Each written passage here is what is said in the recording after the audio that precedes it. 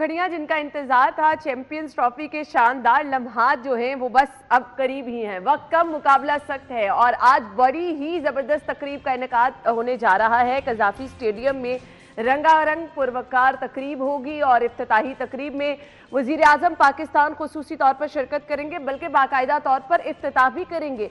Gaddafi stadium जिसको मैं कहती हूँ कि जी वो कर दिखाया जो कि बिल्कुल ही मुमकिन नहीं था। नामुमकिनात में से जो चीज़ें कहा जाता है उनमें से 117 दिनों में इस काम को मुकम्मल करना नो डाउट एक बहुत बड़ा कारनामा है, जिसका सेहरा जो है वो चेयरमैन पीसीबी मोहसिन नकवी के सर जाता है। और उनकी काविशों को जहां पर सराहा जा रहा है, वहां पर शायकीन के लिए जो इंतजाम किए गए हैं वो तो बहुत ही जबरदस्त है। और बड़ी काविश कि आज तमाम लोगों के लिए कज़ाफी स्टेडियम के दरवाजे खोले गए हैं कि वो इफ्तिताही तकरीब में शिरकत करें और कज़ाफी स्टेडियम के शानदार नज़ारों को देखें। तो तमाम लोगों के लिए आज के दिन ये पुरवकार तकरीब सजाई गई है। आप ही सब लोगों के लिए इस कज़ाफी स्टेडियम को सजाया गया है और आज का रंगारंग मेला होने जा रहा है। आरिफ लुहार, आयमा बेग की शानदार परफॉर्मेंस होगी और कज़ाफी स्टेडियम में ज़बरदस्त लाइट शो का इनेकाद भी होगा। आएँ और भरपूर तरीके से इस तकरीब को इंजॉय करें।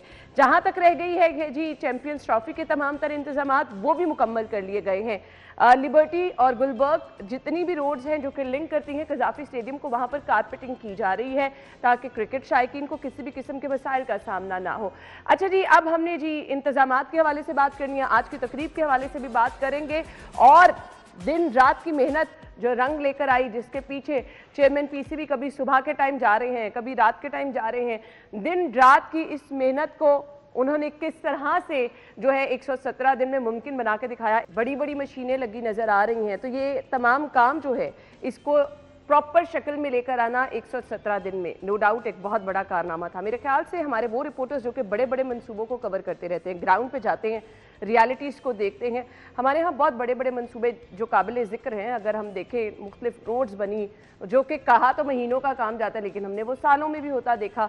सो ज़रा कंपैरिजन कर लेते हैं कि ये काम 117 दिन का था भी या नहीं। हमारे सीनियर रिपोर्टर्स हमारे साथ मौजूद है, राव दिलशाद हुसैन साहब, इरफान मलिक साहब, अस्सलाम वालेकुम।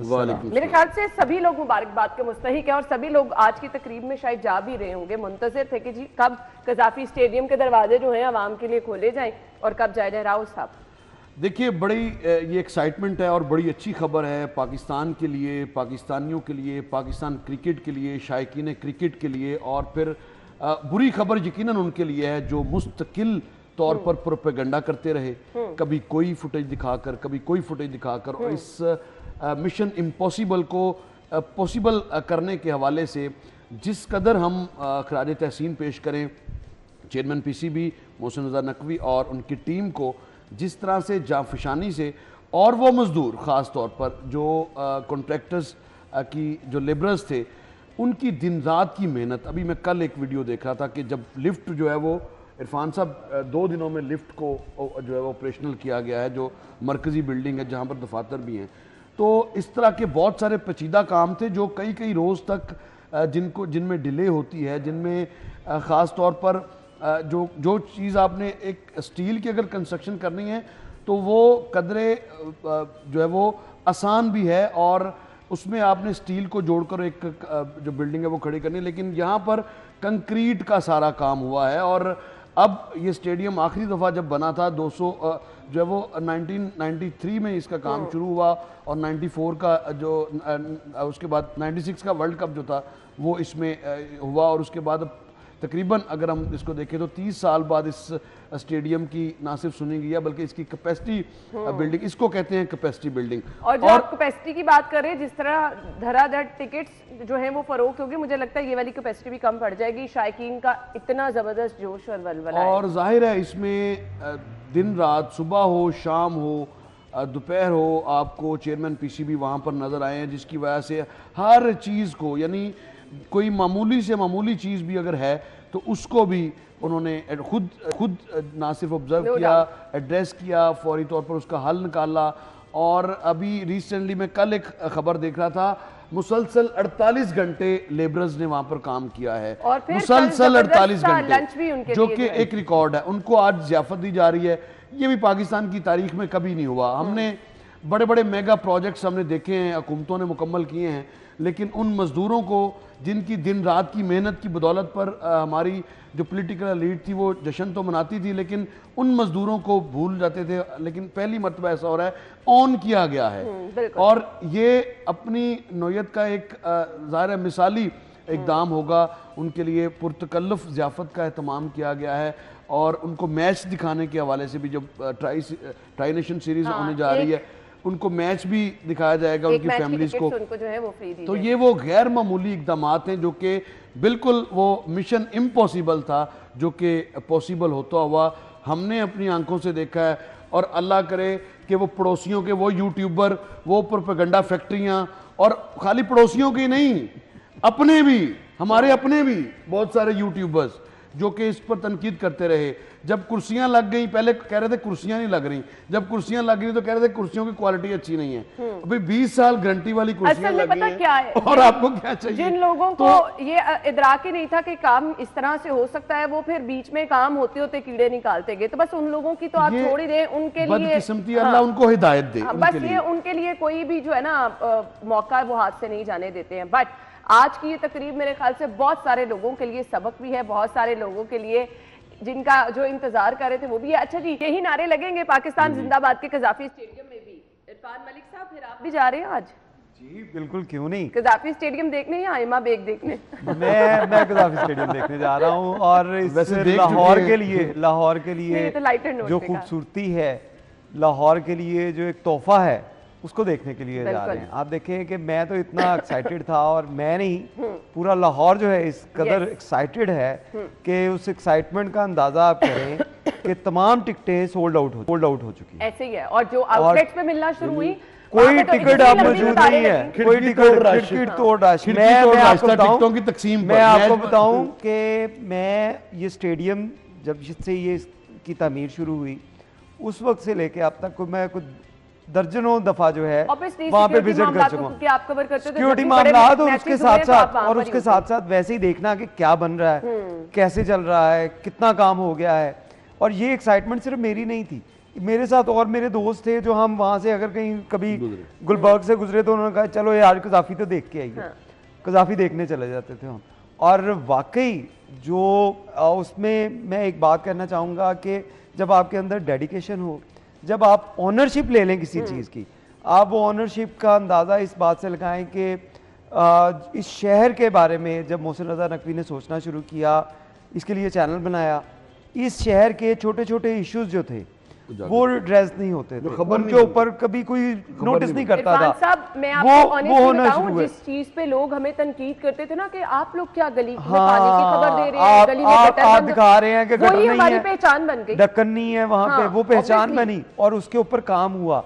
अब आप देखें किसी जगह के ऊपर भी कोई इशू होता है तो सबसे पहले लोगों को यही तवक्का होती है कि 42 यहाँ पे आए और इसको आके कवर करे। उसके बाद जब वज़ीर आला पंजाब बने, पंजाब के बारे में सोचना शुरू किया तो आप देखें पंजाब में किस तरह तरक्याती काम हुए, नक्शा, हॉस्पिटल के साथ पुलिस स्टेशन और पुल, और फिर उसके बाद बहुत बड़ा कारनामा है। हमने तो बचपन से कभी पुलिस स्टेशन ऐसे नहीं देखे थे जिसमें लोग जाके तस्वीरें उतरवाएं। ऐसे ही है। फिर उसके बाद देखें कि आपने फिर आप उसके बाद जब आप इस्लामाबाद गए, इस्लामाबाद का नक्शा देखे बदल दिया, वहां पे रोड्स किस तरह कंस्ट्रक्ट हुए, वहां पे अंडरपास कैसे बनाए गए, और वजीर आजम पाकिस्तान कहने पे मजबूर हो गए कि मोहसिन स्पीड इस्लामाबाद आ चुकी है। और जब ये मोहसिन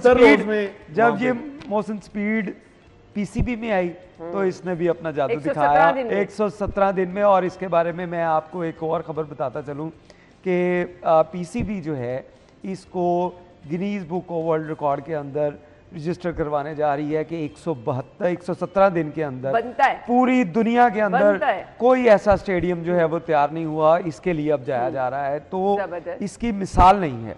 और जो जैसा ये बन गया है कज़ाफी, आप इसकी आउटर लुक ही देखें तो आपको उसकी फील आती है कि आप कोई इंटरनेशनल जो इवेंट्स के ऊपर आए हैं, किसी इंटरनेशनल जो वेन्यू के ऊपर आए हैं, इंटरनेशनल स्टेडियम के ऊपर आए हैं। अंदर जाके तो इसका माहौल ही चेंज है। हम तो वो देखते थे, वो पुरानी सी सीढ़ियां थी तो अजीब सा स्टेडियम था जिसके अंदर, अब तो मैंने कल उसकी सोशल मीडिया के ऊपर एक वीडियो देखी, मैं एक्सपेरिमेंट कर नहीं सका, वहाँ पे जा नहीं सका, लेकिन मैंने सोशल मीडिया पे देखी क्योंकि इसको फॉलो करते रहते थे। कुछ दिन पहले वैसे आप गए थे, मैंने फुटेज में ही देखा वो तो मैं गया था, लेकिन उस वक्त लाइट्स नहीं थी। कल लाइट्स का जो वहाँ पे था, ओ वो तो देखने के लायक है। और मैं हर लाहौरिये से ये कहूंगा कि आज ये अपॉर्चुनिटी मिस ना कीजिएगा, ये बहुत बड़ी अपॉर्चुनिटी है। पता नहीं आपको मिलती है नहीं मिलती, आज मुफ्त है, आज मुफ्त है, आज पहुंच जाए। आज की एक्साइटमेंट वो अलग ही होगी, जहाँ पे आरिफ लुहार भी होंगे और वहाँ पे आयमा बेग और तो उसके साथ साथ जो है अभी तो जब इसकी वो जो आयरन की जो इसकी फ्लोर्स हैं वो तो छत बनेगी, वो तो लेकिन उसके बाद लेकिन अभी उसका माहौल देखने वाला है। और इस शानदार परफॉर्मेंस भी होगी और खूबसूरत। अच्छा, एक और प्रोपेगेंडा यूसुफ, एक और प्रोपेगेंडा बड़ा किया गया कि शायद वो किसी साबिक कप्तान के नाम से मंसूब कोई इंक्लोयर था तो उसको हटा दिया गया, तो वो उसकी उतनी ही तख्ती वहां पे लगी है, तमाम के तमाम इंक्लोयर्स वहां पर हैं। और मनफी प्रोपेगेंडा करने वालों के लिए मनफी प्रोपेगेंडा करने वालों के लिए ये एक पैगाम भी है कि कुछ तो शर्म करें, मैंने वही अपने मुल्क के बारे में उन्होंने अगर उनको तो मैं समझता हूँ डिस्कस करना बनता भी नहीं है। देखें हमारे ऐसे लोग हैं दुश्मन को डिस्कस ना करें, यही तो वो चाहते हैं, ऐसा क्रिटिसिज्म करके आज आप उनको डिस्कस करेंगे तो उनको कामयाब करेंगे। मेरा मानना ये है कि आज कज़ाफी स्टेडियम जो है उसका इफ्तिताह है, वज़ीर आज़म पाकिस्तान यहाँ पे आ रहे हैं, लाइव शो हो रहा है, वहाँ पे वो सारी चीजें जो हैं वो खत्म हो जाती हैं। चलिए जी, मैंने आज के टॉप स्टोरी की तरफ आना है जी। आज अब सभी लोगों के लिए दरवाजे खुले हैं, कज़ाफी स्टेडियम के जाएं, अपनी फैमिलीज के साथ जाएं, वैसे वीकेंड है तो आप भरपूर तरीके से एंजॉय कर सकेंगे, तो जरूर जाएं और एंजॉय करें, खासतौर पे बच्चों को साथ लेके जाएं। बहुत ही जबरदस्त इवेंट होने वाला है जी आज का। खबरों की तफसीलात ब्रेक के बाद शामिल की जाएंगी, हमारे साथ रहिएगा।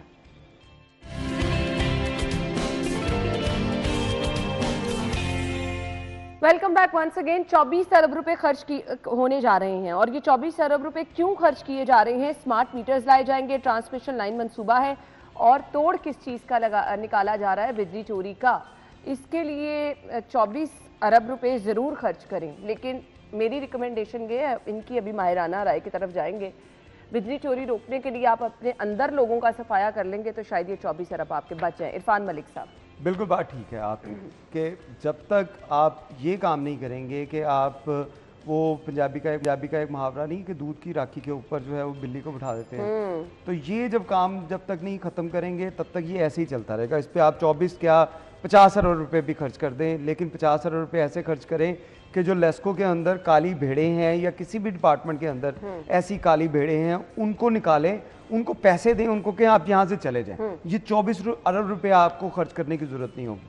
लेकिन इसमें अच्छी चीज़ ये है कि जो एरियल बंडल केबल बिछाई जा रही है, इससे डायरेक्ट सप्लाई जो कर ली जाती थी, आप देखते थे कि कुंडा लगा के और आप बड़ी बड़ी खबरें तो हमने ये भी देखी कि डायरेक्ट ट्रांसफार्मर से जो है वो बिल्कुल, और बड़े ये चीजें बचेंगी। और इसमें जो आगे स्मार्ट मीटर आ रहे हैं, बाकी चीजें आ रही हैं, उसके ऊपर काफी हद तक काम हो रहा है कि बिजली चोरी जो है ये एक ऐसा फैक्टर है जिसके अंदर आपके पॉलिटिशियंस, आपके ब्यूरोक्रेट्स, आपके छोटे अमले से लेके यानी कि छोटी मछलियों से लेके बड़े बड़े मगरमच्छ जो हैं वो इसके अंदर मुलव्वस हमें तो शायद इफ्रा साहब ने ये भी बताया था कि ट्रांसफार्मर के पास कुत्ता किसी ने बांध दिया था कि वहां पर जो भी आए कुत्ता उसको पड़ जाए और वो रीडिंग ना ले। ये कुछ भी किया जा ररहा है यहाँ पे, ऑनेस्टली स्पीकिंग ये हालात है। रीडिंग को तो छोड़े, रीडिंग पे तो गोलियां चल जाती हैं, ऐसे ही है। कई जगह पे आपने देखा होगा कि लेस्को के एहलकारों को मारा जाता है और वो मारा क्यों जाता है? मारने के पीछे भी रीजन होती है कि एक अफसर आता है, वो कहता है कि मुझे इतने पैसे दे दो, तुम बिजली चोरी करते रहो, दूसरे को भेज देते हैं जा मीटर की रीडिंग करके ले आ। वो अपने पैसे लेने जाता है, फिर उसको मार पड़ती है। ये मारे वैसे नहीं पड़ती, इसके पीछे बड़ी मेहनत इन्होंने की होती है कि हर एक ने अपनी जेब गर्म की होती है। अब इसके अंदर अगर देखा जाए तो स्मार्ट मीटर ट्रांसमिशन लाइन जो है मंसूबे के ऊपर 24 अरब रुपए अगला 5 साल के अंदर खर्च किए जाएंगे। गारंटी क्या है कि बिजली चोरी रुक जाएगी? मैंने तो किसी दौर में नहीं देखी। और अब जिस लेवल पे बिजली चोरी हो रही है, अभी जो पीछे 1-2 केसेस पकड़े गए हैं कि आपने डायरेक्ट ट्रांसफार्मर से ही जो है बिजली चोरी कर रहे हैं, पूरे इलाके की बिजली बंद करा कर आपने। लाहौर के जितने भी सरहदी एरियाज हैं वहाँ पे जितनी भी फर्नेसेस हैं, जितने भी बड़ी बड़ी फैक्ट्रियां हैं, वहाँ पे आपके बड़े बड़े जो ब्यूरोक्रेट्स हैं, बड़े बड़े सियासतदान हैं, बड़े बड़े लोग जो इसमें हैं, उनकी आशीर्वाद के साथ ये चीज़ें की जा रही हैं। और ये फैक्ट्रियां जो हैं ये आप घरेलू सारे, जिसने घर में 4 AC भी लगाए होंगे, 5 AC भी लगाए होंगे, 6 AC भी लगाए होंगे, वो उतना पूरे साल में जो है वो उसकी बिजली चोरी नहीं करता होगा जितनी एक फर्नेस के अंदर 10 दिनों के अंदर कर ली जाती है। और करोड़ों रुपए का बिल जो है वो उनका बिल होता है, 50 नहीं करोड़ों, 1.5-2 करोड़ रुपया उनका बिल होता है, उसमें से दिया क्या जाता है वो 10% नहीं दिया जाता। और इसके लिए जो नुकसान पहुंचाया जा रहा है सरकार को, हुकूमत को, ये नाकाबिले तलाफी है। उसके लिए अगर 24 अरब रुपये की बजाय आपको 50 अरब रुपये भी लगाने पड़े तो वो आप लगाएं, लेकिन उससे पहले ये जो काली भेड़ें हैं महकमे के अंदर और फिर उसके साथ साथ जो भी इनको सपोर्ट करने वाले लोग हैं, जब तक उनके खिलाफ एहतसाब नहीं होगा ये मामला ऐसे ही चलते रहेंगे। बिजली चोरी की खबरें आप पढ़ती रहेंगी, हम भी बताते रहेंगे इसमें इलाके में बिजली चोरी हो रही है। लाइटर मोड एक कभी आपने जो बात की, शायद सिप्रा साहब ने बताया कि कुत्ता बांध ऑनेस्टली ये हो रहा है। मैं रिसेंटली हमारे दोस्त हैं शहजाद भट्टी साहब, उनके पास बैठे थे तो एक मीटर रीडर बता रहा है कि ये हो क्या रहा है कि रिकवरी के लिए टीम गई है तो उन्होंने वाकई कुत्ता छोड़ दिया। हाँ, वाकई और मैंने कहा कि कोई फुटेज है, कहते नहीं फुटेज नहीं बन सकी। नहीं, उन्होंने बताया लेकिन वो सामने कि जब कभी भी टीम जाती थी वो वहां पे कुत्ता छोड़ देते थे। ये आप अंदाजा लगाएं आप कि इस तरह की बताए। अब आ जाए इस प्रोजेक्ट की तरफ। देखिए, देर आए दुरुस्त आए। अगर तो आप वाकई संजीदा हैं एक सिस्टम को ठीक करने के लिए तो बिजली चोरी की रोकथाम के लिए, वैसे लेस्को में अगर बात की जाए तो लेस्को के सिर्फ सरहदी इलाकों में या ये जो बंद पार का जो एरिया है along with the embankment of river Ravi, वहाँ पर इश्यूज तो हैं। और फिर कमर्शियल मार्केट्स में भी रात के औकात में बिजली चोरी के वाक़यात रिपोर्ट होते हैं। इन सारी चीज़ों से बचने के लिए अब आपने ये मेगा प्रोजेक्ट जो लॉन्च कर रहा है, इसमें सबसे पहली बात है कि आपको मरहला वाइज कोई पायलट प्रोजेक्ट के तौर पे किसी एक एरिया में ये जो एरियल बंडल केबल का आप कह रहे हैं बिछाई जाएगी, पहले सबसे किसी एक एरिया में और ख़ास तौर पर उस एरिया में जहाँ पे बिजली चोरी ज़्यादा है, बिजली चोरी को, ताकि आपको अंदाज़ा हो कि आप किस तरह से आगे बढ़ सकते हैं। और रही बात ये जो स्मार्ट मीटर्स वाली है, ये काफ़ी अरसे से हम सुनते ही चले आ रहे हैं कि अभी स्मार्ट मीटर लग रहे हैं, प्रीपेड मीटर लग रहे हैं, कभी दूसरा कोई ना कोई सिस्टम आ रहा है। तो अब चूँकि एशियाई डेवलपमेंट बैंक के साथ ये एक कंसोर्शियम बना के और उनके इश्तराक से 24 अरब रुपए की खतीर रकम खर्च की जा रही है, तो बेहतर होगा कि सबसे पहले किसी ऐसे एरिया में ज़रूर करें जहाँ पर कि आप ये समझते हैं कि यहाँ पर बिजली चोरी ज़्यादा है, और इस पायलट प्रोजेक्ट को लॉन्च भी वहीं से करें ताकि वो उसकी फिर रिजेम्बलेंस आगे जो है वो उसको आगे रेप्लिकेट करने में आपको आसानी भी हो। एक कमेंट चाहिए। सरकारी अस्पताल लेस्को के 1 अरब 34 करोड़ के ना दहिंदा है, इनका क्या करना है इरफान साहब? इनकी लाइट काटनी चाहिए। क्यों नहीं काटनी? सरकारी हॉस्पिटल जो है इनके पास तमाम फंड जो है बिजली की जो किसी भी यूटिलिटी बिल्स की मद में वो तमाम के तमाम फंड्स आते हैं। किसी भी सरकारी डिपार्टमेंट का ये नहीं होता कि उनको बिल आया तो उनको पता चला यार पैसे नहीं है। ये नहीं होता। इनके पास तमाम यूटिलिटी बिल्स के जो हैं, जब भी साल शुरू होता है जून के बाद मालियाती साल शुरू होता है तो उनका जो बजट है उसके अंदर ये तमाम के तमाम फंड्स रखे जाते हैं। अब होता क्या है कि फंड्स आगे आपके फंड्स आपने यूटिलाइज कर लिए किसी और मद में, या फंड्स के अंदर कटौती हुई किसी और जगह पे तो आपने यूटिलिटीज या दीगर जो फंड्स हैं उनको किसी और जगह के ऊपर यूटिलाइज कर लिया। फिर इस ऐसे इश्यूज आते हैं। ये सिर्फ सरकारी हॉस्पिटल्स नहीं, आपके पुलिस स्टेशन, आपका एजुकेशन डिपार्टमेंट, आपका हर सरकारी डिपार्टमेंट जो है वो इस तरह की एम्बेजलमेंट जो है वो करता है, जिसकी वजह से ये सरकार को पैसे जो देने होते हैं उसकी तरफ ध्यान नहीं रखते। अब अगर देखें लेस्को अगर यहाँ पे किसी भी हॉस्पिटल की लाइट मुंतका कर देगा तो उसके बाद वो वेला बन जाएगा, वो फौरी कह लेंगे जी सर जो हॉस्पिटल है। अच्छा, मैं इसमें बड़ा आसान हल है कि आप, मैं वही कहूँगा कि मरहलावार सरकारी अस्पतालों का बजट इतना ज़्यादा है कि आप सोच नहीं सकते, लेकिन मिसमैनेज्ड है। अस्पतालों को ख़ास तौर पर शुरू कर लें जो छोटे यूनिट्स हैं, जो 200-300 जैसे शादरा का हॉस्पिटल है, इसको आप सोलराइज पे ले जा सकते हैं। इनको करके इससे मुस्तकिल जान छुड़वाएं। वैसे जितनी बिजली की जो कॉस्ट, बिजली की जो कॉस्ट सरकार ने पैसे लगाने हैं और सरकार अपनी बिजली, अच्छा देखें ये पॉसिबिलिटी। अच्छा देखें, इसमें इनके पास पैसे तो होते हैं, लेकिन मसला ये आ रहा है कि पिछले 2 सालों में सूरत हाल ये हुई है कि बिजली का अगर बजट है फर्ज करें 1 करोड़ रुपए, लेकिन बिजली की कीमतों में जो इजाफा हुआ है वो 1 करोड़ का बिल 6 करोड़ पर से तजावज कर गया है, जिसकी वजह से भी प्रॉब्लम है। मुझे इल्म है इस बात का कि मेट्रोपॉलिटन कॉर्पोरेशन लाहौर की अक्सर बिजली कट जाती है, वो इसी वजह से कटती है कि उनके पास नहीं है। और अगर मेट्रोपॉलिटन कॉर्पोरेशन, एक इदारे की मिसाल दे रहा हूं, या डीसी ऑफिस लगा लें, अगर इनकी उससे कहीं कम लागत में इनका सोलर सिस्टम लगता है और बेहतरीन, क्योंकि रहमदिली तो है नहीं। एयर कंडीशन बाबू ने कब आना है पता नहीं है, एयर कंडीशन चल रहे हैं, अभी जो ही शुरू होगा एयर कंडीशन चल रहे हैं और दिन रात बिला झिझक चल रहे हैं, कोई रोक टोक नहीं है, कोई पूछने वाला नहीं है। इवन देन कि अभी भी वो विंडोज के जो एसी हैं वो वहां पर जनरल के वो चल रहे होंगे। तो इन सारी चीजों से बचने के लिए मरहलावार आप सोलराइज पे इनको ले जाएं ताकि अच्छी सिचुएशन है और इस पर अगर जो लोड है वो कम हो। बिल्कुल टाइमली काम कर लेंगे तो ये चीजें आपकी हल होंगी, वरना ये 34 करोड़ है, पता नहीं कितना दहिंदा होते चले जाएंगे, तो कंपनी को नुकसान होगा, आम सारिफ को नुकसान होगा। ब्रेक के बाद आपको ज्वाइन करेंगे, स्टे विद अस।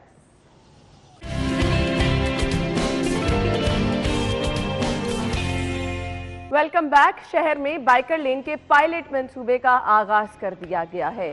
दुआ ये है, बल्कि हाथ उठा के तीनों दुआ कर लेते हैं कि ये मंसूबा आगाज में ही कुछ कामयाब नजर हो जाए, क्योंकि ओवरऑल अगर एक आप बीइंग अ ड्राइवर और हमारे जो रोड का इंफ्रास्ट्रक्चर है, लोगों का माइंडसेट है, लोगों का बिहेवियर है, उस सब चीज़ों को देखें तो ये मुझे तो कामयाब नजर नहीं आ रहा था। तो चलें, आज पायलट मंसूबे का आगाज हुआ, तो मैं शायद आज मेरा उस रूट पे जाना नहीं है, लेकिन शायद शाम में एक विजिट कर ही लूँ। इरफान में भी शेयर करनी, इरफान में शायद इस साइड से आए, मैं चूंकि शादमान से निकल के तो इस तरफ से है, तो मैं बड़ा इसको ऑब्जर्व करता हूँ। अब बहुत सारी जगहों पे बड़ा सिमेट्री नजर आ रहा था। मैंने स्पेशली गाड़ी स्लो चला के इसको पूरा ऑब्जर्व किया कि, लेकिन उसके बावजूद कुछ लोग अभी भी जो है वो सेंट्रल लेन में, और मैं उस कई लोगों को एंजॉय, थोड़ा सा लोगों को अब ये मंसूबा अच्छा है नहीं है, लोगों को इसके कॉन्सिक्वेंसेस तो अब जाहिर है बाद में पता चलेगा। अब आपने जो करोड़ों रुपए का रंग सड़कों पे कर दिया है, इसको हम दानिशमंदाना जो फैसला है वो नहीं समझते, लेकिन अगर ये एग्जीक्यूट हो जाता है 100%, बट स्टिल मैं कहती हूँ एक काम हो गया ना, तो बाइकर्स ही थोड़ा सा अपने वो मिजाज मैं वो देखता, मैं कह रहा था कि सेफ सिटी के कैमरे भी हैं, अच्छा हेलमेट भी नहीं पहना कुछ लोगों ने और वो चला भी बिल्कुल सेंटर लेन में रहे। अच्छा, ये इसीलिए बनाई गई है। मुझे लगता है कि इसका और कोई इम्पैक्ट हो ना हो, लेकिन थोड़े दिनों बाद कम से कम ये होगा कि जो एक बाइकर्स बिल्कुल एक लाइन में आपको नजर आएंगे, गो कि उनकी तादाद बहुत ज्यादा है, सड़क छोटी है, सड़क मौजूदा सड़क को स्क्वीज किया गया है बाज़ जगहों पर, जो कि हैवी ट्रैफिक के लिए दानिशमंदाना फैसला नहीं है। no doubt. मगर इसके पीछे जो ऑब्जेक्टिव है वो ये है, फैसले गलत भी होते हैं, फैसले सही भी होते हैं, लेकिन इसके पीछे ऑब्जेक्टिव यही है कि हादसात को रोका जाए और एक सिमेट्री ट्रैफिक जो है वो जो बाइक वाले कभी यहाँ से आ रहे हैं, कभी यहाँ से आ रहे हैं। जो हम वो बात करते थे विजुअलाइजेशन की, तो कल जब सीएम सेक्रेटेरिएट से इसके विजुअल्स जारी किए गए हैं, लग तो बड़ा अच्छा रहा है। हम भी ये बात कर रहे थे कि ये सोशल मीडिया की तस्वीर रंग बिरंगी जब नजर आएंगी तो एक इम्पैक्ट डिफरेंट होगा। वो इसको देखने में तो अच्छा लग रहा है, देखने में अच्छा, ये हम बात करते रहे हैं पहले भी।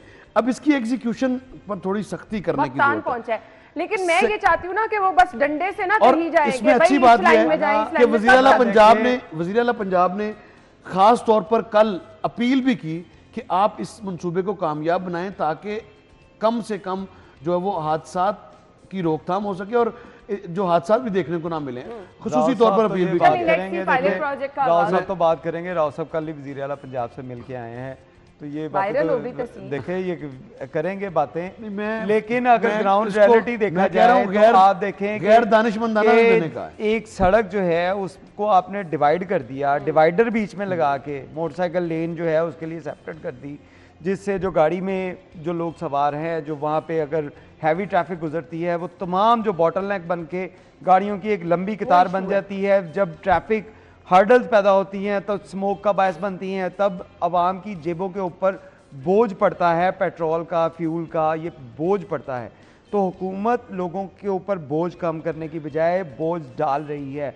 आपने ये चीजें करनी है, आप एक्सट्रीम लेफ्ट के ऊपर देखें, लेकिन ये साइकोलॉजिकली इसका है, इसके लिए साइकोलॉजिकली इम्पैक्ट के लिए आप हैवी फाइन कर सकते हैं, आप हैवी फाइन कर सकते हैं। और ये बताए जा रहे थे पहले, मुझे बताएं कि आप तो सफाई देंगे, ठीक है, मैं आप करेंगे सफाई देंगे, लेकिन मैं वैसे बात कर रहा हूँ, मैं सफाई नहीं दे रहा, आप सफाई दे रहे हैं ना, चल रहा है, आप सफाई दे रहे हैं, आप क्या ये बुरी बात है? यही मैं आपसे कह रहा हूँ, क्या इसके लिए कानून मौजूद है कि इंक्रोचमेंट नहीं होनी चाहिए, उसके ऊपर इंप्लीमेंट हो रहा है, कानून मौजूद है, कई सालों से इंक्रोचमेंट होती है ही ना। अगर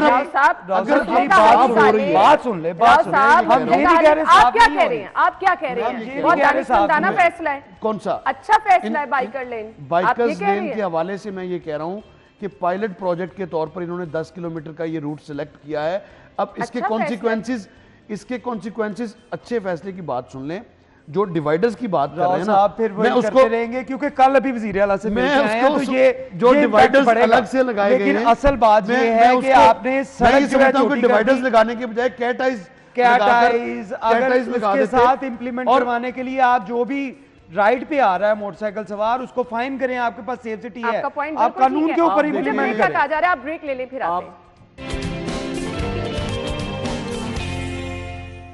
वेलकम बैक वंस अगेन। मरीजों को मुफ्त अद्वियात मिलेंगी। छोटे अस्पतालों के लिए अद्वियात की मद में 50 करोड़ रुपए जारी हुए हैं। छोटे अस्पताल कौन कौन से अस्पतालों का जिक्र किया जा रहा है? राव साहब, ये जो सब्जाजार, समनाबाद, इनको छोटे अस्पताल करा दिया जा रहा है। बिल्कुल, ये एक लाहौर शहर में 9 ऐसे बड़े यूनिट्स हैं, जबकि मजमूई तौर पर तो देही मराकज़ की अगर बात करें तो वो 243 हैं, जो बिल्कुल बेसिक सतह पे, जिनको क्लिनिक्स भी कहा जाता है, जिनको हेल्थ सेंटर्स कहा जाता है। तो इनको अगर बजट मिलता है तो जाहिर है एक दस्तरस में होगा। आपको याद है कि प्रीवियस गवर्नमेंट में, शहबाज शरीफ की गवर्नमेंट में, जब ना सिर्फ काना, मनावा, शादरा, उसी तरह से रायविंड, सब्जाजार और समनाबाद का हॉस्पिटल जो था, ये तो खैर ये सेकंड टेन्योर में मुकम्मल किया गया। तो ये वो हॉस्पिटल मियाँ मीर अस्पताल, ये बनाने के मकसद यही था कि कम से कम डोर स्टेप पे लोगों को, बजाय इसके कि सारा लोड जो है वो बड़े टीचिंग हॉस्पिटल की तरफ आए, यहाँ पर ही जो पेशेंट्स हैं उनको कैटर किया जा सके। ये 200 से कोई 300 बेड का हॉस्पिटल है, कोई 350। तो अगर इनको पैसा मिलता है तो यकीनन, और वो सही खर्च भी हो जाए, तो इससे बड़ी फलाह का कोई काम मेरा नहीं ख्याल कि कोई हो अच्छा काम है अगर हो जाए। और इरफान साहब, मुझे आप पे आने बड़ी अहम खबर है, बायोमेट्रिक से फिंगरप्रिंट चुराने वाला 4 रुकनी गैंग गिरफ्तार किया गया। मतलब मैं अपनी बायोमेट्रिक अगर कहीं पे लगा रही हूँ तो मेरे फिंगरप्रिंट भी चोरी हो सकते हैं। बिल्कुल चोरी हो सकते हैं, लेकिन उससे पहले ये इस खबर जो आपने हॉस्पिटल के बारे में बात की, इसके ऊपर मैं एक कमेंट करना चाहूँगा कि अगर आप बाइकर लेन के लिए 13 करोड़ रुपया सिर्फ 10 किलोमीटर के ऊपर लगा सकते हैं सिर्फ पेंट करने के लिए, तो लाहौर समेत पंजाब के तमाम जो छोटे अस्पताल के लिए 50 करोड़ रुपए जो फंड जारी किए गए, ये ऊंट के मुंह में जीरे के मुतबादिल है। मैं कहती हूँ हो जाए, होते रहते हैं, लेकिन इसके बारे में एक दफा लग गए अस्पतालों के लिए बाइकर लेन से बाहर निकले, मेहरबानी आप लोगों की। वो राव साहब अभी उस पे अभी हम एक्सपेरिमेंट देख रहे हैं, लेकिन मैं लेट मी करेक्ट यू, अब देखिए हम वही बात कर रहे हैं। आपने भी, मुझे लगता है कि वो इंडियन यूट्यूबर्स को देख देख के, बिल्कुल ठीक है, आपका भी वो थोड़ा बहुत असर है। 2-3 दिनों में बाइकर लेन का भी फिंगरप्रिंट्स की बात करें ना, फिंगरप्रिंट्स बताए ना, फिंगरप्रिंट्स वाली स्टोरी है आपकी। बाइकर लेन की बात ना करें, फिंगरप्रिंट की बात करें। बाइकर लेन क्योंकि खबर की तरफ आ जाए। इसमें खबर ये है कि फिंगरप्रिंट जो आप बायोमेट्रिक के लिए आपको लाहौर में मुख्तलिफ, या पंजाब के मुख्तलिफ अजला के अंदर, या पाकिस्तान के अंदर आपको कई ऐसे स्टॉल्स नज़र आते हैं जहाँ पे लोग कह रहे होते हैं free SIM free SIM free SIM. ये आपको वहाँ पे आवाज़ें लगा के कहा जा रहा होता। वो होता ये है कि आप जब वहाँ पे सिम लेने के लिए जाते हैं तो आपको बायोमेट्रिक आपकी करवाई जाती है। जब बायोमेट्रिक करवाई जाती है तो वो बायोमेट्रिक आपकी सिर्फ एक सिम के लिए नहीं की जाती। वो आपसे कहेंगे नहीं आपका फिंगरप्रिंट सही नहीं लगा, आप दोबारा लगाएं। आप नहीं लगा, मशीन में भी हम लोग अपने फिंगरप्रिंट जहां पे भी लगाते हैं, जहां पे भी आप फिंगरप्रिंट देते हैं, वो डाटा जो है वो वहां से चोरी हो सकता है। और उसके बाद आपको इसमें खौफनाक चीज ये है कि ये फिंगरप्रिंट चोरी करने के बाद उसकी रबर स्टैंप बनाई जाती है, उसकी रबर स्टैंप बनाई जाती है, यानी कि आपका फिंगरप्रिंट चोरी हो गया। बायोमेट्रिक मशीन जो आपने एटीएम की जैसे बात की, एटीएम के ऊपर आपके पास सहूलत आ गई है कि आप अपना थंब इम्प्रेशन दें, उसके बाद कार्ड नहीं भी है तो आप बायोमेट्रिक के साथ वो इस्तेमाल कर सकते हैं। वो आपका चोरी हुआ तो वो आपका एटीएम भी यूज कर सकेगा।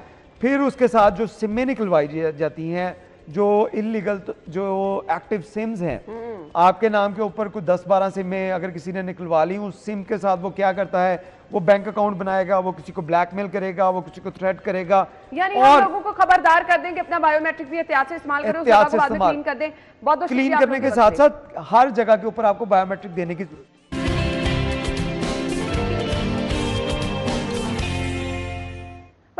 बैक वंस अगेन और प्रोग्राम के हिस्से में जी हम सेगमेंट्स का आगाज़ कर रहे हैं। सेगमेंट्स में सबसे पहले मौसम के तेवर आजकल कुछ समझने में नहीं आ रहे हैं। कभी गर्मी लगती है और कभी आपको ठंडी हवाएं भी जो है वो महसूस होती हैं, सर्दी की शिद्दत भी महसूस होती है। ऑल्दो वो बहुत ज़्यादा वाली सर्दी जो है अब ख़त्म हो चुकी है, बट स्टिल रात के टाइम जो है वो हम मौसम में तब्दीली भी देखते हैं और दोपहर के टाइम बिल्कुल ही डिफरेंट मौसम होता है। तो आज का मौसम, वीकेंड का मौसम कैसा रहेगा देख लेते हैं। Today's weather.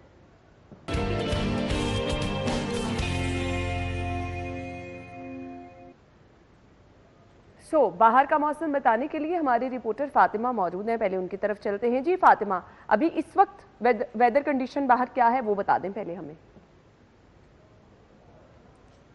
जी बिल्कुल है ना, मौसम किस तरह का है शहर लाहौर का, इस हवाले से बात करें तो ना सर्दी की शिद्दत है ना गर्मी की शिद्दत है, मिला जुला मौसम है। और उन लोगों के लिए नेमत होता है मौसम जिनको ना सर्दी शिद्दत की पसंद होती है और ना ही सख्त गर्मी पसंद होती है, क्योंकि तरोताज़ा हवाएं जहाँ पे चल रही हैं वहाँ पे सूरज की चमकती धमकती किरणें जो हैं वो अपनी चादर सुनहरी बिखेरे हुए हैं शहर पे, जिससे मौसम खुशगवार महसूस किया जा रहा है। धूप में खड़े हो तो ठंडी हवा के जब झोंके जब चलते हैं तो शहरी इसको इंजॉय करते हैं। दर्जा हरारत की बात करें तो इस वक्त शहर लाहौर का दर्जा हरारत 16 डिग्री सेंटीग्रेड रिकॉर्ड किया जा रहा है, जो कि ज़्यादा से ज़्यादा 23 डिग्री सेंटीग्रेड तक जाएगा, जिसमें ना गर्मी की शिद्दत ज़्यादा महसूस की जाएगी ना ही सर्द हवाओं की। ये मौसम बड़ा अच्छा है कि आप धूप में बैठे मौसमिया और किन्नू एंजॉय करें और साथ ही साथ वैसे ही आजकल शादियां भी चल रही हैं तो बड़ा बेस्ट जो है वो वेदर है। अच्छा, मुझे वीकेंड का बता दें, वीकेंड पे मौसम कैसा रहेगा? बहुत सारे लोगों ने अपने वीकेंड को प्लान करना होता है, बहुत सारे इवेंट्स होते हैं, आजकल तो आउटडोर इवेंट्स भी चल रहे हैं, तो बारिश के कोई इम्कान तो नहीं है? नहीं है ना, आइंदा 24 घंटों के दौरान 48 घंटों के दौरान में बारिश के कोई इम्कानात नहीं है। यूं ही जो है दिन के औकात में सूरज की झलक देखने में मिलेगी, लेकिन रात के औकात में बदस्तूर सर्दी जो है उसकी शिद्दत महसूस की जाएगी। इसलिए शहरी जो है इस खुशगवार मौसम में कोई भी प्लान हो वीकेंड में उसको भरपूर तौर पर इंजॉय कर सकते हैं। सही, हमारे साथ जी हमारी रिपोर्टर मौजूद है। अभी बाहर का मौसम मुझे बता दें, क्या गर्मी की शिद्दत भी महसूस हो रही है और एयर क्वालिटी भी बताएं आज की कैसी है? जी है ना, मौसम के हवाले से तो आपको बताया कि मौसम काफ़ी अच्छा है। शहरी जो है वो तफरीही मकामात का रुख कर रहे हैं। सुबह के औकात में भी हमें देखने में मिल रहे थे और दोपहर के औकात इस वक्त देखने में मिल रहे हैं, लेकिन दूसरी जानिब मौसमियाती तब्दीलियों के साथ साथ फ़िज़ाई आलूदगी भी देखने में मिल रही है। लाहौर इस वक्त तीसरे नंबर पर बरकरार है। एयर क्वालिटी इंडेक्स की मजमूई शरह 190 तक रिकॉर्ड की जा रही है। और ना सिर्फ मजमूई शरह बल्कि अगर मुख्तलिफ इलाकों की बात की जाए लाहौर के, तो उसमें शरह जो है वो 200-250 से भी तजावुज़ कर गई है। थैंक यू सो मच, आपने हमें मौसम की सूरत हाल बताई। इस वक्त बाहर का मौसम कैसा है? धूप भी है, हवा भी चल रही है, यानी शिद्दत वाली गर्मी आपको महसूस नहीं हो रही। बहुत ज़बरदस्त वेदर है।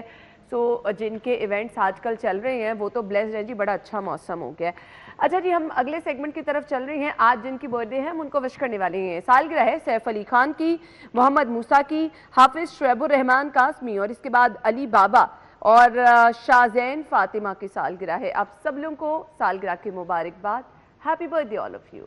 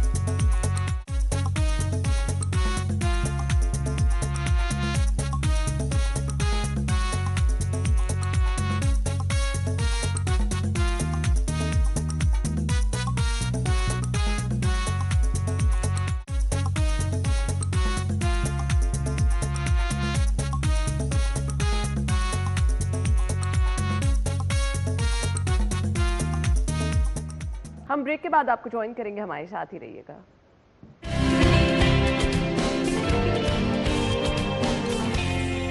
खुश खुशामदीद आपको प्रोग्राम में एक बार फिर से कहेंगे। नाज़रीन, आज का हमारा सेगमेंट बहुत ही स्पेशल होने वाला है और आप सब लोगों ने वो प्रैक्टिस जो यहाँ पर हम करेंगे आपने खुद भी करके देखनी है, क्योंकि मैंने भी ये सोच लिया कि मैं भी ये प्रैक्टिस लाजमी करके देखूंगी। स्ट्रेस हर किसी को होता है और डिप्रेशन हर किसी को होता है। ऐसा तो कोई दुनिया में बंदा नहीं है जो ये कहे कि जी मैं परेशान नहीं होता, मैं स्ट्रेस फील नहीं करता या मुझे किसी चीज़ की टेंशन नहीं होती। अब वो टेंशन सिर्फ घरेलू मामलात की नहीं हो सकती, आपकी वर्क प्लेस पर भी कोई टेंशन हो सकती है। टेंशन ये भी हो सकती है कि आपने टाइम पर कहीं पहुंचना है, आप दफ्तर के लिए निकले तो थोड़ा लेट हो गए, तो अब टाइम पर कैसे पहुंचेंगे, आपको स्ट्रेस होने लग जाता है। प्रोग्राम में आपने टाइम पे नहीं पहुंचे, आपको स्ट्रेस हो रहा है। घर में कोई परेशानी आ गई है, घरेलू मामला तो आजकल बस अल्लाह ही हाफिज है, हर दूसरा बंदा परेशान नजर आ रहा है, छोटी छोटी बात पर लड़ाई झगड़े। और इसके अलावा फिर जहाँ मामला आ जाता है जी सास बहू का, वहाँ पे भी स्ट्रेस रहता ही रहता है। मैं मुस्कुरा इसलिए नहीं रही, I am really blessed, but लोगों को ये छोटे छोटे मसले घर में जो हैं महसूस होते भी हैं। आप जिंदगी है ना, तो ये खुशी गमी जिंदगी का हिस्सा रहती है, बट आजकल मुझे लगता है कि हम ना हर चीज़ को फील ज़्यादा करने लगे हैं, तो हम लोग इस्तराब का शिकार रहते हैं, बेचैनी का शिकार रहते हैं। ये जो ज़रूरत से ज़्यादा सोचना होता है ना, ये भी आपको परेशान कर देता है।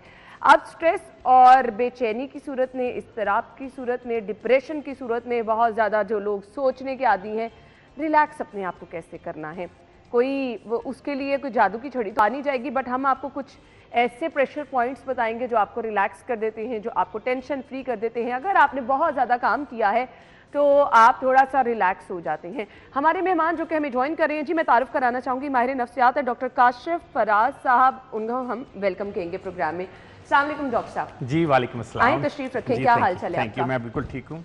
थैंक यू सो मच, आपके वक्त का बहुत बहुत शुक्रिया। परेशान हर दूसरा बंदा है, ऑनेस्टली स्पीकिंग। यहाँ से जब काम करके जाएं, रास्ते में ड्राइव करके जाएं, थोड़ा सा स्ट्रेस फील करते हैं जब आप सुबह 7 बजे से उठे हुए हैं, आपकी कुछ रिस्पॉन्सिबिलिटी आपने निभा ली, फिर आपको पूरे दिन की रिस्पॉन्सिबिलिटीज़ नज़र आ रही होती हैं, तो ये स्ट्रेस तो नॉर्मल है। अब जो लोग हर रोज़ इसमें रहते हैं तो वो जहनी तौर पर ना अपसेट होना शुरू हो जाते हैं, क्या करना है उन लोगों को? जी बिल्कुल ठीक। पहली बात तो आपको ये बताऊं कि आप हो, मैं हूं, कोई भी दुनिया का इंसान हो, वो स्ट्रेस की वजह से बीमार नहीं होता। अच्छा? स्ट्रेस के इसरार और मुसलसल होने से बीमार होता है। ये बिल्कुल आपने स्ट्रेस एक दफा होना मेरे और आपके लिए बहुत पॉजिटिव है, नॉर्मल है, जरूरत है, होना चाहिए, जरूरत है। देखिए स्ट्रेस दो तरह की होती है, एक होती है यू स्ट्रेस, एक होती है न्यू स्ट्रेस, एक होती है डिस्ट्रेस। डिस्ट्रेस है नेगेटिव स्ट्रेस, यू स्ट्रेस है पॉजिटिव स्ट्रेस, न्यू स्ट्रेस है कुछ करने के लिए जी, और न्यू स्ट्रेस है वक्ती स्ट्रेस। जो दूसरी दो मैंने बोली है, यू स्ट्रेस और न्यू स्ट्रेस, ये वक्ती और मुस्बत, ये चाहिए मुझे और आपको। मसलन अगर आप प्रोग्राम के बारे में स्ट्रेस नहीं लेंगे, तैयारी कैसे करेंगे? काम अच्छा नहीं होगा, परफॉर्मेंस नहीं होगी। तो मुझे जरूरत है, अगर अपनी पढ़ाई का स्ट्रेस नहीं लेंगे तो पढ़ेंगे कैसे? अगर हम इस दुनिया में स्ट्रेस नहीं लेंगे तो आखिरत की तैयारी कैसे करेंगे? तो आप जितनी मिसालें भी लेते चले जाएं, तो ये जरूरत है। मगर होता ये है कि बाज़ औक़ात इस स्ट्रेस की वजह से जो ओरिजिनली मेरा काम है वो मुतासर हो जाता है। दैट इज कॉल्ड डिस्ट्रेस, यानी नेगेटिव स्ट्रेस। तो बेसिकली नेगेटिव स्ट्रेस का बार बार आना, उसकी दो किस्में होती हैं, क्रॉनिक, एक्यूट। एक होता है सडनली, यहाँ बैठे बैठे अल्लाह न करे हमें कोई मुल्क के बारे में, घर के बारे में खबर मिले, तो मेरा और आपका स्ट्रेस में आना एक नॉर्मल रद्द-ए-अमल है, बल्कि अब नॉर्मल होगा जो स्ट्रेस नहीं लेगा। इसको हम कहते हैं एक्यूट। एक होती है क्रॉनिक, मेरे घर में कोई बीमार है बड़े सालों से, कोई परेशानी है, कोई माली परेशानी है, घर नहीं बन रहा, नौकरी का, वो है क्रॉनिक, मुसलसल चल रही। अब जो आपका सवाल है वो बेसिकली डिस्ट्रेस के मुताल्लिक है। अब जिनको डिस्ट्रेस होती है उनके लिए क्या करना चाहिए?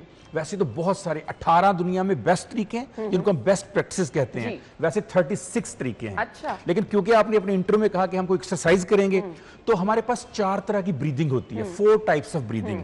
फिर हमारे पास कुछ मेरिडियन पॉइंट्स होती हैं इंसानी बॉडी में, जिनको दबाने से, टैप करने से आपकी स्ट्रेस जो है ना वो इसलिए खत्म होती है क्योंकि हैप्पीनेस हार्मोन पैदा होते हैं। ये मुझे अब करके दिखाना है और इसके लिए जी सद्दाम हमारे बहुत ही अच्छे कलीग है, उनको मैं बुला लेती हूँ जी, क्योंकि अब हम आपको बताएंगे और आप लोग जो टीवी देख रहे हैं हम बड़ा क्लोजली आपको दिखाएंगे भी, तो मॉनिटर भी कीजिए और अपने आप पे आपने एक्सपेरिमेंट भी करके देखना। ये उन लोगों के लिए डॉक्टर साहब है जो रूटीन में स्ट्रेस का शिकार मुसलसल रहते हैं। तो हम चेयर एक इधर रखवा लेते हैं, आज जी एक इधर चेयर रख दें और फिर हम सद्दाम को बुलाते हैं। सद्दाम आप भी इधर आ जाएं, थैंक यू सो मच, आ जाएं जी। डॉक्टर साहब आपको भी थोड़ी सी जहमत होगी, आए सद्दाम। अच्छा, अब सद्दाम जो है ना, क्योंकि ये सुबह ऑलमोस्ट 6 बजे से ड्यूटी पे है, मैं इधर आ जाती हूँ, तो ये क्या है इनको काम का स्ट्रेस रहता है, इन्होंने अब खड़े रह के काम करना है मुसलसल, ऑब्वियसली आपके शोल्डर पे भी वो हो जाता है। By the way he is the makeup artist जो हमें इतना प्यारा तैयार करते हैं, उनके पीछे यही लोग होते हैं। सो ये अब क्योंकि सुबह से खड़े होकर काम कर रहे हैं, ये टेंशन में है, थक भी चुके हैं, तो इनको अब सर में भी दर्द हो रही है, शोल्डर में भी हो रही है। अब इनको पता है मैंने अपनी पूरा दिन ड्यूटी करी है, तो रिलैक्स किस तरह से हो सकता है, कुछ प्रेशर पॉइंट बता दें। सदाम भाई, मैं जहां आपको फिंगर से टच करूंगा, पहले तो इजाजत आपसे ले रहा हूं, आपको फिर से टच करूंगा। जहां मैं टच करूंगा उस पार्ट को आपने कोशिश करना है रिलैक्स करें। ये जिस तरह स्टिफ हो के आप स्टिफनेस खत्म करनी है। मतलब यहाँ से शुरू करते हैं, यहाँ से बिल्कुल नॉर्मल हो जाए आप। अब यहाँ पे जहाँ पर फिंगर लगा रहा हूँ, यहाँ से नॉर्मल फील करें, जरा बिल्कुल ढीला छोड़ दें अपनी बॉडी को, यहाँ से बिल्कुल ढीला छोड़ दें अपनी बॉडी को। ये जहाँ जहाँ फिंगर जा रही है, दोनों अपने हाथों को इसी तरह से अपनी टांगों को बिल्कुल इसको रिलैक्स कर लें। अब आप देखिए, आपने सांस लेना है। जो डीप ब्रीदिंग का असूल है वो ये है कि सांस की आवाज़ नहीं आनी चाहिए। आपने 3, 5, 7, 9, 11 सेकंड के लिए सांस को इनहेल करना है। जब इनहेल करेंगे यानी खींचेंगे, तो आपने नेजल अपने दोनों नाक से खींचना है, मुंह बंद होगा। उसके बाद जितने सेकंड में आपने सांस को इनहेल किया है, आप अपने अंदर होल्ड रखेंगे, और उसके बाद आप जब एक्सहेल करेंगे, निकालेंगे, तो फिर नाक से नहीं माउथ से निकालेंगे, मगर इतना स्लोली की आवाज ना आए। पहले आप मुझे देखेंगे, फिर आप करेंगे। देखिए, ये हाथ में आपको समझाने के लिए कर रहा हूं। जब ये हाथ मेरा ऊपर आ रहा है, तो इसका मतलब मैं सांस को इनहेल कर रहा हूं। जब मैंने हाथ रोक दिया, तो मैंने होल्ड कर लिया सांस अपने अंदर। जब मैं एक्सहेल कर रहा हूं, तो इसका मतलब है कि मैं उसको निकाल रहा हूं। अच्छा, मेरी डेली की प्रैक्टिस है, क्योंकि मैं क्लिनिक करता हूं, हो सकता है मैं 12, 13, 15 सेकंड तक ले जाऊं। आपके साथ मैं भी प्रैक्टिस करूंगी। आप लोगों ने ये नहीं करना कि स्टार्ट में कहो जी मैं 13 सेकंड रोक लूं, ऐसा नहीं। जितने सेकंड आप इजीली रोक सकते हैं, लेकिन कोशिश करनी है इनहेल का टाइम, होल्ड का टाइम और एक्सहेल का टाइम सेम हो। अब देखिएगा मेरी तरफ जरा,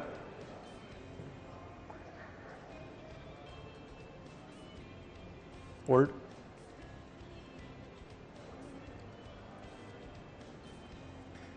अना, स्लोली स्लोली। अब आपने देखा आवाज नहीं आई। अच्छा, फिर एक और चीज नोट करनी है आपने सदाम, मैंने ये नहीं किया, पीछे को नहीं करना ऑक्सीजन के वजन से, बिल्कुल स्लोली सांस लीजिए। डॉक्टर साहब, एक दफा हम दोनों प्रैक्टिस करते हैं, आप देख लें कि हम ठीक करते हैं। सदाम, आपने मेरे साथ करनी है। नेजल से सांस खींचिए, नाक से बॉडी रिलैक्स रहेगी, बॉडी रिलैक्स रहेगी बिल्कुल यहां से जी। होल्ड कर लीजिए, होल्ड कर लीजिए। अब आहिस्ता आहिस्ता अपने मुंह से हल्का सा मुंह को खोलिए, हल्का, स्लो, बिल्कुल स्लो। इससे ज्यादा मैं नहीं कर पा रही। ये देखिए, फिर देखिए मेरी तरफ, रोक के जब एक्सहेल करना है ना, आप गलती क्या कर रहे हैं, नहीं देखिए, बिल्कुल नॉर्मल, ठीक है, स्लोली। मैं भी अगेन करती हूं। यानी आपकी हवा निकलने की आवाज भी नहीं आनी चाहिए। इसे कहते हैं डीप ब्रीदिंग, गहरी। फिर कीजिए, फिर कीजिए, शाबाश, होल्ड,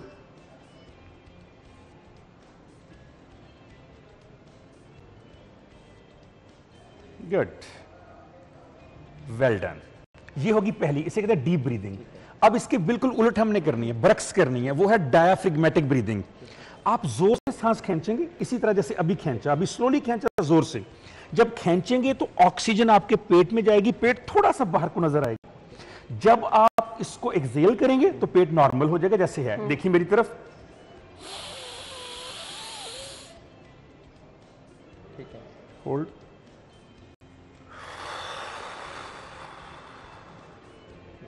खींचिए, शाबाश। पेट में सारी ऑक्सीजन यहां आनी चाहिए, गुड। मुंह से जोर से फेंकना, जोर से फेंकना, जोर से, अना, जोर से फेंकना, जोर से। फिर देखिए, अब आप डीप कर रहे हैं, नहीं डीप नहीं करना आपने, ये देखिए,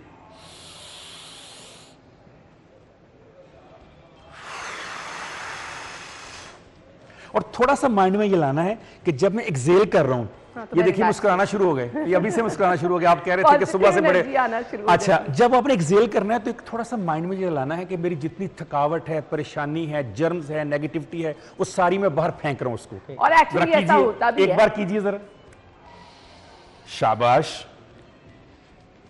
अब सारी परेशानी इकट्ठी कीजिए और जहन में लाइए कि मैं सारी को फेंकने लगा हूं। फेंकिए, हाँ जी, कैमरामैन को बचा के इधर को फेंकना है आपने, ठीक है जी। ये दो हो गई, मुस्कुराहट भी आ गई। एक हमने की है डीप ब्रीदिंग, एक हमने की डायफ्रिग्मेटिक। अब हम करेंगे फिंगर ब्रीदिंग। पहले ये देखिए, ये मेरा दायां हाथ है। जब मेरी ये उंगली जो है, शहादत की उंगली, ये ऊपर को जाएगी, मैं सांस खींच रहा हूं, जब यहां पहुंचेगी पीक पे तो मैं सांस रोक रहा हूं, जब नीचे आएगी तो मैं एक्सेल कर रहा हूं, और ये सारी उंगली के साथ मैं करूंगा। देखिए, hold, exhale, inhale, hold, Excel,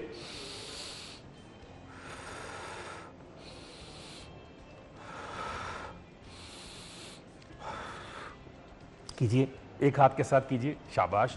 हाँ, किसी हाथ से कर लें, उंगली से करिए, ऊपर को ले जाएं, स्लोली स्लोली स्लो, ठीक है, शाबाश। नीचे को लाएं, एक्सेल करें मुंह से, शाबाश। एक्सेल करें, निकाल दें, फिर खींचें, फिर निकाल दें, फिर खींचें, फिर निकाल दें, फिर खींचें, फिर निकाल दें। अब इस हाथ से कीजिए, इसी को ऐसे कर लें, इस उंगली के साथ कीजिए। जी डॉक्टर साहब, ये बेसिकली किस चीज की प्रैक्टिस का हो रही है? ये स्ट्रेस से बचने की, नेगेटिव थॉट से बचने की, थकावट, फटीग, परेशानी, आपके ज़हन में हर वक्त नेगेटिविटी आ रही है, आप परेशान हैं कि मुझे समझ नहीं आ रही मैं क्या करूं, बर्नआउट हो रहा है आपको, आप बहुत एफर्ट कर रही हैं, उसका फ्रूट नहीं मिल रहा है। जिन लोगों को शदीद गुस्सा भी आता है ना, वो लोग भी एंगर मैनेजमेंट भी इसके अंदर, एंगर मैनेजमेंट भी है। पॉइंट्स पे आ जाए डॉक्टर साहब। अच्छा, एक अब मैं आपको बताऊंगा मेरिडियन पॉइंट्स आपकी बॉडी में। सबसे पहले यहां पर होता है, ये देखिए, ये बिल्कुल आपके सेंटर है सर में, यहां पर, इस जगह पर। दूसरा होता है आपकी इन दोनों भवों के दरमियान में, ये। तीसरा होता है आपकी आंख के नीचे और दाएं तरफ, यहां पर भी नीचे और इस तरफ। उसके बाद होता है आपके नाक के नीचे, ये मेरिडियन पॉइंट है, दिस वन। उसके बाद ये मेरिडियन पॉइंट है आपका, जिसको हम चिन कहते हैं। उसके बाद ये देखिए कराटे चॉप, ये मेरिडियन पॉइंट है। उसके बाद कॉलर बोन, ये जो आपकी बोन है जहां पर, जिसे कॉलर बोन कहते हैं, ये है। उसके बाद अंडर आर्म। अब आपने टैपिंग करनी है उस जगह पे, दस्तक नहीं देते हम दरवाजे पर जाकर, इतनी जोर से दस्तक देनी कि जब हम दस्तक दें तो घर वालों तक आवाज पहुंचे। 4 times, 6 times, 6 time, 8 time, it depends कि आपको कितनी स्ट्रेस है। देखिए मेरी तरफ पहले 1 2 3 4, 1 2 3 4, 1 2 3 4, 1 2 3 4, 1 2 3 4, 1 2 3 4, 1 2 3 4, 1 2 3 4, कॉलर बोन, 1 2 3 4, 1 2 3 4, 1 2 3 4, 1 2 3 4, 1 2 3 4। 7 मेरिडियन पॉइंट्स के ऊपर आपने टैपिंग की, इससे एंडोर्फिन हार्मोन पैदा होगा, दैट इज कॉल्ड खुशी का हार्मोन। जो ही वो ज्यादा होता है तो स्ट्रेस लेवल, डिप्रेशन लेवल कम होना शुरू हो जाता है। करके देखिए, यहां पे टैप कीजिए जोर से, 1 2 3 4, यहां पे कीजिए, आंख के नीचे कीजिए, साइड पे कीजिए, उसी आंख के पहले जोर से मारी, ऐसे ऐसे ऐसे, यानी आपको फील हो आपको कि आपने इसे राइट पे कीजिए, नाक के नीचे कीजिए, नाक के नीचे, यहां 1 2 3 4, चिन 1 2 3 4, ये देखिए कराटे चॉप 1 2 3 4, दूसरे हाथ पे 1 2 3 4, कॉलर बोन दूसरी तरफ 4। कितनी देर लगी आपको? अभी मुस्कुराना शुरू हो गए हाँ। तो ये मेरिडियन पॉइंट्स हैं, endorphin hormone, dopamine hormone release करते हैं, हैप्पीनेस हार्मोन रिलीज करते हैं। उससे क्या होता है कि आपका स्ट्रेस लेवल जो है, कार्टिसोल कहते हैं, वो नेगेटिव होना शुरू हो जाता है, कम होना शुरू हो जाता है, और आपका जो ये सब आप लोगों ने करके देखना है। अब मुझे ब्रेक का कहा जा रहा है, ब्रेक के बाद ना हम कुछ प्रेशर पॉइंट डिस्कस करेंगे। ये प्रेशर पॉइंट्स, इससे हम रिलैक्स कैसे हो सकते हैं रूटीन में। योगा में वैसे ये प्रेशर पॉइंट्स यूज भी होते हैं, तो डॉक्टर साहब हमें बताएंगे। ब्रेक लेंगे, ब्रेक के बाद ज्वाइन करेंगे, स्टे विद अस।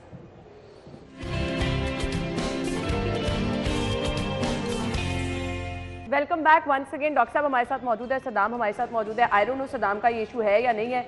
मैं बहुत ज़्यादा स्ट्रेस फील करती हूँ। ऑब्वियसली आपने यहाँ से जाके जब अपने घर के भी छोटे छोटे काम परफॉर्म करने होते हैं तो मुझे ना बहुत थकावट फील होती है। आई डोंट नो, वो पूरे दिन बाद आपको जो फटीग सी महसूस होती है ना, कि आप टीवी भी देख रहे हैं, आप चाय भी पी रहे हैं, रिलैक्स भी हैं, बट आप रिलैक्स डॉक्टर साहब फील नहीं कर रहे। सो उसके लिए क्या करना है, कुछ प्रेशर पॉइंट्स बता दें। जी ठीक है। अच्छा, अल्लाह ताला ने हाथ और पाँव में ऐसी जगह रखी हुई है कि अगर आप उनको प्रेस करें, अच्छा जी, और क्लोज करके जरा दिखा दें, कुछ अरसे के लिए इसको प्रेस करके रखें। मसलन आजकल लोगों को बहुत ज्यादा प्रॉब्लम है, सर दर्द रहता है उनका, मिग्रेन हो जाती है, आधे सर का दर्द, आंखों में दर्द भी रहता है, या लोग कहते हैं जी सर दर्द तो नहीं, बस सर भारा सा है जी। तो उसके लिए आप देखिएगा, ये आपका जो शहादत की उंगली और ये आपका अंगूठा थंब जो है, इसके दरमियान में जगह है। आपने अपने ही हाथ को, यहां तो मैं इनके हाथ को पकड़ रहा हूं, बाद में सदाम खुद करेंगे, इस जगह को यहां से, ये देखिए अपने थंब के साथ यहां पर आपने कम से कम 30 सेकेंड, ज्यादा से ज्यादा 3 मिनट के लिए, जी बस इतना कि फील हो आपको कि प्रेस हुआ है, और इसको आपने प्रेस करके दबा के रखना है। और आपने 30 सेकंड वेट करना है उसका। अगर आपको प्रॉब्लम फील हो दबाने से तो आप कह सकते हैं कि सर इतना ज़्यादा ना, या खुद अपने हाथ को इतना ना दबाएं और हल्का कर दें उसको, लेकिन इसको दबा के रखना है आपने 30 सेकंड से लेकर 3 मिनट तक का। सर डिपेंड करता है आपका सर कितना दर्द कर रहा है। अब आप सदाम खुद कीजिए दूसरे हाथ के साथ इसको किस तरह दबाएंगे आप। गुड, तो स्किन भी ये देखिए थोड़ी सी प्रेस फील हो जी रही है। बिल्कुल, ये देखें ना मेरी जी स्किन बिल्कुल, नीचे चली क्योंकि आपने अच्छा दबाव किया। दबाव प्रेशर ही एक्चुअली जो कि हमारे इन पॉइंट्स से मैसेज भेजता है हमारे ब्रेन को। वहां से नीचे चलेगी बिल्कुल इस तरह। 30 सेकंड अगर मैंने उसको प्रेस करके रखा है, बिल्कुल रिलैक्स, 7 सांस लेते रहिए गहरे, 7 सांस लेते रहिए गहरे इस पॉइंट करते हुए। शाबाश शाबाश शाबाश, बिल्कुल ठीक है। अच्छा, अब आप देखिए कि ये जो आपका थंब है ना और ये जो आपकी हाथ की उंगली है, इन दोनों को, दोनों हाथों को ऐसे कीजिए, ऐसे कीजिए दोनों हाथों को, और तीनों उंगलियां आपकी बिल्कुल सीधी होनी चाहिए और बिल्कुल सामने, और यहां पर हाथ रख, बिल्कुल रिलैक्स हो जाए आप, बाजुओं को रिलैक्स करें, इसको उठा के रखें इस तरह से। अब सांस लीजिए, इनको दबा के रखना है आपने, ये आपका प्रेशर पॉइंट है, इन प्रेशर पॉइंट्स को दबा के रखें। और सांस लें गहरा, आंखें बंद कर लें, आंखें बंद कर लें और रिलैक्स फील करें आप। और आपकी सारी तवज्जो जो है वो सांस के ऊपर और प्रेशर पॉइंट के ऊपर होनी चाहिए, और कुछ मत सोचिए आप, बिल्कुल रिलैक्स होकर आप बैठिए, बिल्कुल अपनी बॉडी को भी बिल्कुल रिलैक्स रखिए आप। ये योगा का स्टाइल है, सबसे ज़्यादा, सबसे फेमस, सबसे ज़्यादा इसका फ़ायदा होता है। जितने भी हैप्पीनेस हार्मोन्स हैं वो सारे रिलीज होते हैं, कार्टिसोन जो है वो कम होता है। इसके बाद अब आहिस्ते से आंखें खोलिए, प्रेशर को हटा दीजिए। अब देखिए ये आपकी छोटी उंगली है, इसके बिल्कुल नीचे एक प्रेशर पॉइंट होता है। अच्छा, ये जो उंगली है ये सीधी हार्ट को, ये दिल को जाती है। ये उंगली जहन में रखिएगा, ये छोटी उंगली के साथ सेकंड उंगली है, इसकी जो वेन है वो डायरेक्ट दिल को जाती है। यही वजह है कि जो हम रिंग पहनते हैं शादी की या जब हमारी एंगेजमेंट होती है तो इस उंगली में, कभी आपने सोचा इस उंगली में क्यों पहनते हैं?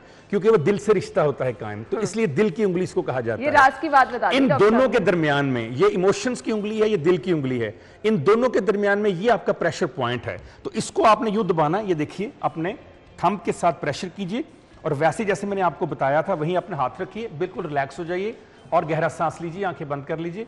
तवज्जो आपकी इधर होनी चाहिए, अपने हार्ट और अपनी इमोशंस के बीच में। इसको प्रेस कीजिए, प्रेस करके आप आहिस्ता आहिस्ता से सांस लीजिए और फिर उसी तरह से होल्ड कीजिए और फिर उसको रिलीज कीजिए उस सांस को। शाबाश, बिल्कुल ठीक है। बॉडी अपनी को उस वक्त बिल्कुल आप रिलैक्स रखें।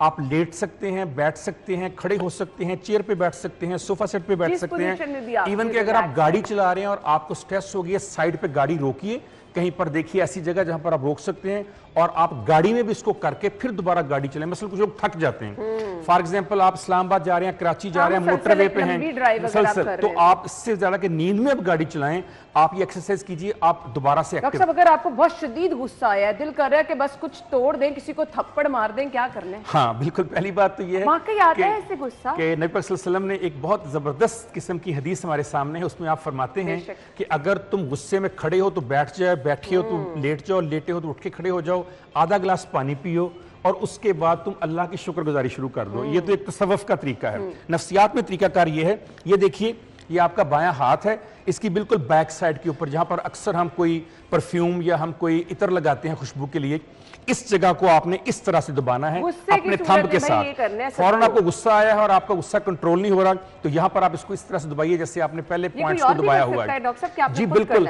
अगर तो कोई और करे तो फिर तो बहुत ही अच्छा है, लेकिन जिस पर गुस्सा आ रहा है कहीं वो ना करना शुरू कर दे, ये ख्याल रखिएगा आप। तो इसको 30 सेकंड से लेकर जैसे मैंने कहा 3 मिनट तक इसको दबा के रखिए, दोनों हाथों को, पहले इस हाथ को फिर इस हाथ को। सदाम आप खुद करके देखिए। सदाम को भी गुस्सा काफी आता है, मैंने जी सदाम देखो।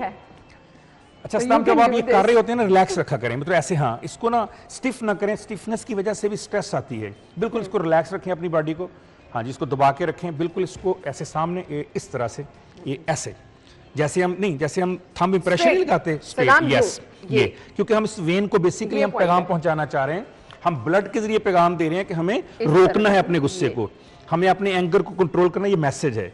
अब इस हाथ के थंब के साथ इस हाथ के ऊपर कीजिए 30 सेकंड के लिए। जी बिल्कुल ठीक है, दबा के रखिए इसको और हाथ नीचे रखिए, बिल्कुल रिलैक्स रहिए, जिस्म को रिलैक्स रखिए, बॉडी को रिलैक्स रखिए, माइंड को रिलैक्स रखिए। ये बहुत शदीद गुस्से वाले लोग तो प्लीज ये प्रैक्टिस करें, क्योंकि गुस्सा जो है ना आपके लिए बहुत। अब सदाम, आपने जैसे अना ने कहा कि आप सुबह से खड़े हैं, बॉडी में फटीग होती है, इसको हम कहते हैं lactic acid. Lactic acid body में जमा होना शुरू हो जाता है। ये एक तेजाब है जो इंसानी बॉडी के अंदर जाके, इसको पंजाबी में कहते हैं खलियां पड़ गई, सुना होगा आपने लफ्ज, कहता है जी मेरे जिस्म के ऊपर, फिर हम कहते दबाओ इसको, चाय पी लो, गोली खा लो, पेन किलर। मैं आपको एक तरीका बताने लगा हूं कि अगर आपको बहुत ज्यादा जिस्म में फटीग हो, माइंड में फटीग हो, तो आपने क्या करना है। तमाम उंगलियों के दरमियान में आप देखिए जगह है 1 2 3 और 4, 1 2 3 और 4। आप इन चारों जगहों को टैप भी कर सकते हैं, टैप, और आप इनको दबा भी सकते हैं। अगर आप बहुत ज्यादा थकावट का शिकार हैं तो यहां दबाइए, 1 2 करते जाएं 3 4, मगर आस्ते आस्ते। मैं तो सिर्फ समझाने के लिए तेज करूं, आप बिल्कुल आराम आराम से 30 सेकंड दीजिए हर जगह को। प्रेस करने 30 फिर इस हाथ से जी प्रेस करके रखिए, फिर इस हाथ को प्रेस करके रखिए। अच्छा, आप जो ही प्रेस करेंगे आप देखेंगे कि आपकी बॉडी के अंदर सनसनी सी जा रही है। हाँ जी, प्रेस करने से ये दरअसल लैक्टिक एसिड को डिसॉल्व कर रही है आपके ब्लड के अंदर, खत्म कर रही है आपके लैक्टिक एसिड को। तो आहिस्ता आहिस्ता आपका लैक्टिक एसिड कम होना शुरू हो जाएगा, फटीग आपकी कम, ये तो नहीं मैं कहता मुकम्मल खत्म हो जाएगी, मगर बहुत हद तक आपकी फटीग जो है वो रिलैक्स होना शुरू हो जाएगी। दोनों हाथों को आपने करना है। अगर आप देखिए 4 पॉइंट्स यहाँ हैं, 4 पॉइंट यहाँ हैं, 8 point multiplied by 30 second, 224 minute, 4 minute लगेंगे आपको। तो 4 मिनट के अंदर अंदर अगर आपकी थकावट दूर होती है तो इससे अच्छा कोई तरीका नहीं है। चलें जी, बहुत जबरदस्त डॉक्टर साहब, थैंक यू सो मच। ये बहुत जबरदस्त चीजें शेयर की हैं, क्योंकि हर बंदा जो है यहाँ पर कहता है मैं इस्तराब में हूं, मैं परेशानी में, और गुस्से वाले तो बहुत सारे लोग हैं। तो गुस्से का हल सबसे पहले तो ये, अगर शदीद गुस्सा है तो आराम से बैठ जाएं, और बैठ जाएं, लेट जाएं, अपने गुस्से को कम करें। वैसे गुस्सा आपकी सेहत के लिए अच्छा नहीं है। बट सदाम, आप कुछ रिलैक्स अब फील कर रहे हैं? बिल्कुल कर रहे हैं जी। वो जो फटीग और थकावट थी वो भी कम। ये आप अगर हर रोज 3-4 मिनट अपने लिए निकाल लें तो आपके लिए बहुत ज्यादा ये खुशाइंद हो सकता है। डॉक्टर साहब, इसके साथ साथ हम इन सब चीजों से अगर रिलैक्स हो जाएंगे तो हमारी नेगेटिव एनर्जी खुद ब खुद जाना शुरू हो जाएगी। मुस्बत सोच है ये, पॉजिटिव रहेंगे, अच्छे काम होंगे, हर जगह पे आप अच्छा परफॉर्म कर सकेंगे। Thank you so much. अब अच्छा मेकअप करना है। Thank you so much doctor साहब, आपके वक्त का भी बहुत बहुत शुक्रिया। ब्रेक के बाद हम ज्वाइन करेंगे, stay with us.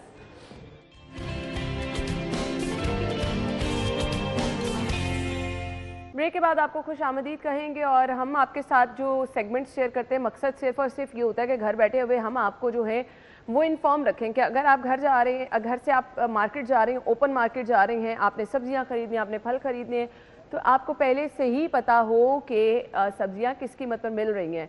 No doubt हर बंदा जो है महंगाई की वजह से परेशान है। लोग कहते हैं जी सब्जी खरीदना ही आज इतना मुश्किल हो गया है, तो हम आपकी मुश्किल आसान कर देते हैं और आपको रेट बता देते हैं ताकि आप पहले से डिसाइड करके निकले, जेब में उतने पैसे कम से कम लेके निकलें। तो देख लेते हैं आज के भाव।